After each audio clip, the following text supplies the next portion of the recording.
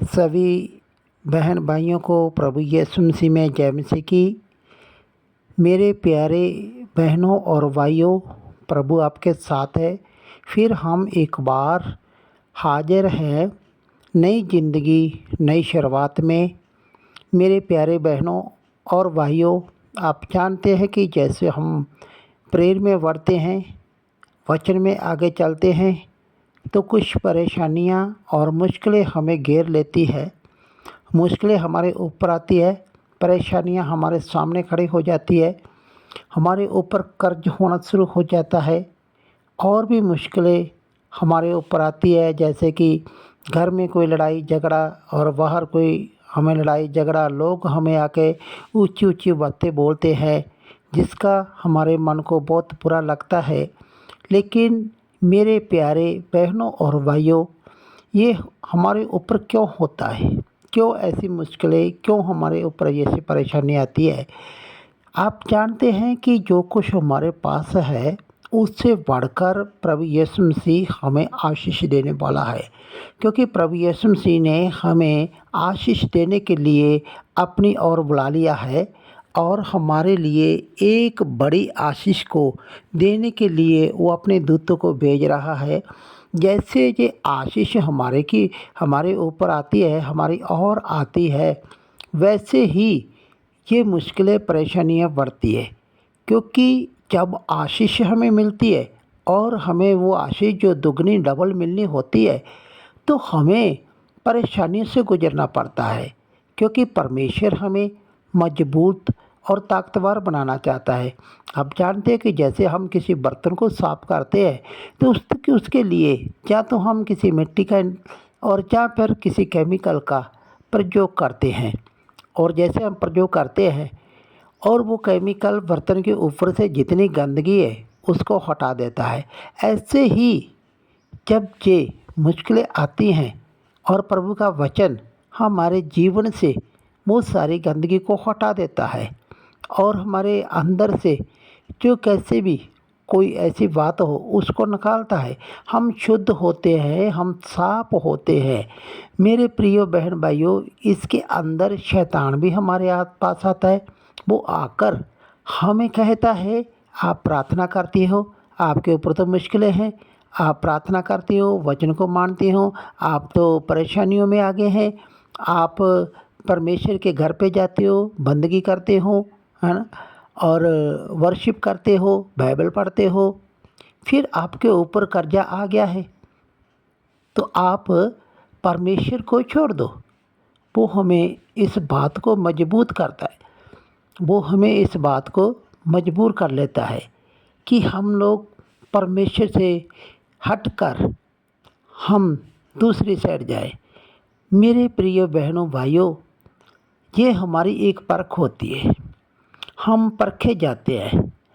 जैसे हमारे सामने कोई मुश्किल आती है, परेशानी आती है या कोई कर्ज आता है, लोग ऊंची ऊंची आपको बातें कहते हैं, वो बातें कहते हैं जो आपके सहन से बाहर है।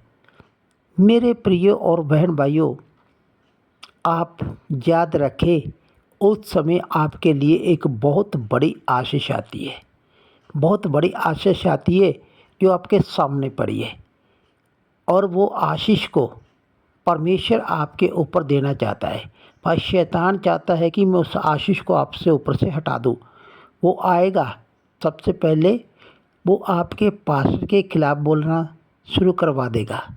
वो कहेगा पास्टर ऐसा है, वो ऐसा है, और फिर कहेगा आपने प्रार्थना नहीं करनी है, फिर कहेगा आप परमेश्वर के घर नहीं जाना है, बंदगी में नहीं जाना है, और यहाँ तक वो आके बोलेगा कि दशमांश को आप पास्टर को मत दो। बुरी बुरी बातें, बुरे बुरे ख्याल वो मन में डालता है। लेकिन मेरे प्रियो, मेरे बहन भाइयों, अगर आप इस मुश्किल और परेशानियों में आप ढीले पड़ गए, कमज़ोर पड़ गए, तो शैतान आपसे जीत जाएगा। अगर आप इस परेशानियों मुश्किलों में परमेश्वर की ओर बढ़ रहे हो, प्रार्थना में बढ़ रहे हो, वचन में बढ़ रहे हो, और जो शैतान आपके मन के अंदर बातें डालता है उन बातों को छोड़कर, उनको पीछे हटाकर आप परमेश्वर की ओर बढ़ते हैं तो परमेश्वर आपको मुबारक करेगा, परमेश्वर आपको आशीष देगा, क्योंकि वो डबल बरकत आपको देने वाला है। बहुत लंबे समय से आप प्रेयर कर रहे हो आप आशीष लेने के लिए, लेकिन आशीष परमेश्वर देने के लिए आपके पास आपके दूतों को भेज रहा है। तो तब तक मेरे बहन भाइयों प्रार्थना को नहीं छोड़ना है, और जो वचन को आप मानते हैं उसको नहीं छोड़ना है, और किसी के मन के किसी के खिलाफ आप कोई ऐसी बात को नहीं आपके मन के लेके आना है, क्योंकि सब आपकी आशीष के लिए प्रेयर करते हैं। हाँ मेरे बहन भाइयों, प्रभु आपको ब्लेस करना चाहता है। ब्लेस का मतलब है कि जो कुछ आपके पास है परमेश्वर उसको डबल करना चाहता है, उसको आगे बढ़ाना चाहता है। आपने आज तक क्या परमेश्वर से लिया है, अब उससे दुगना परमेश्वर और देने वाला है। ये मुश्किलें, ये परेशानियाँ, ये कर्ज सब कुछ आपसे हट जाएगा। आप प्रार्थना में रहें, वचन में रहें, अपने पास के अधीन रहें और दशमांश को ना रोकें और आगे बढ़ते जाएं। हाँ, बाइबल को पढ़ते जाएं, वर्शिप में रहें।